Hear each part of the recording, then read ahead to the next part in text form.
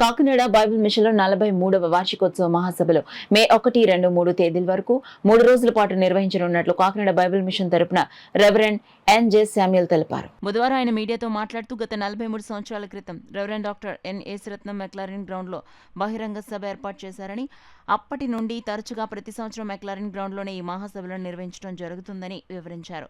ఈ మహాసభలోను దైవజనులు పెద్ద సంఖ్యలో హాజరై విజయవంతం చేయాలని రెవరెండ్ ఎన్.జె. శామ్యూల్ పిలుపునిచ్చారు.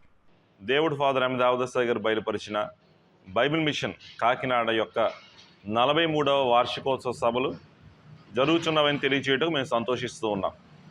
1982 సంవత్సరంలో ప్రారంభించబడిన ఈ యొక్క సేవా పరిచయం ఎత్తి చూపిస్తూ 82 సంవత్సరంలో మొట్టమొదటి సభ మెక్లారిన్ హై స్కూల్లో జరిగింది. అదే ప్రకారం ఆనాటి నుండి ఈనాటి వరకు కూడా 42 సంవత్సరాలు ఎన్ని ఆటంకాలు వచ్చినా సభలు జరిగించడానికి దేవుడు కృప చూపించారు. అలాగే కాకినాడ బైబిల్ మిషన్ బేతస్త స్వస్థాల పక్షంగా దేవుడు బైబిల్ మిషన్ వారికి అనుగ్రహించిన కాకినాడ 8 దేవాలయాల పక్షంగా కాకినాడ ప్యారిష్ అంతటి పక్షంగా ఏడాది 43వ వార్షికోత్సవ సభలు రేపు ఉదయం నుండి జరగబోతున్నాయి.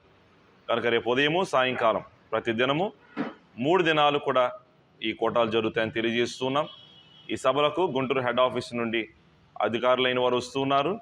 అలాగనే చుట్టుపక్కల గ్రామాల నుండి వేలాది మంది ప్రజలు ప్రతి ఏడాది వస్తున్నారు. ఈ ఏడాది కూడా తరలి రాని ఉన్నారు కనుక వారి కొరకు తగిన ఏర్పాట్లు చేస్తూ ఉన్నాం. ప్రతి ఉదయము అలాగే రాత్రిపూట కూడా సభ అయిన అనంతరం అందరికీ చక్కటి విందు కూడా ఏర్పాటు చేస్తూ ఉన్నాం.